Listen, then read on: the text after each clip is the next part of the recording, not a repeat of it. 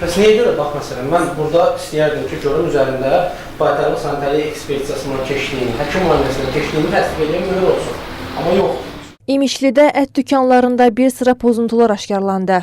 Rayonun Heydər Əliyev prospekti, Pənah Həsənov küçəsi və Qaralar kəndi ərazisində Qida Təhlükəsizliyi Agentliyinin Milmuğan regional bölməsinin əməkdaşları tərəfindən müvafiq dövlət orqanları ilə birgə yoxlamalar aparıldı. Nəticədə baytarlıq sanitariya və sanitariya gigiyena normalarına cavab verməyən yerlərdə, küçələrdə, yol kənarlarında satış məqsədi üçün heyvan kəsimi hallarının qarşısı alındı. Baytarlıq sanitariya ekspertizası aparılmadan heyvan kəsimi və ət satışı fəaliyyəti ilə məşğul olan Elnur Nəhmədov, Rafiq Hacıyev, Akşin Bəşirov və Murad Mecdinov barəsində inzibati protokollar tərtib edildi. Qanunsuz metal konstruksiyalar söküldü.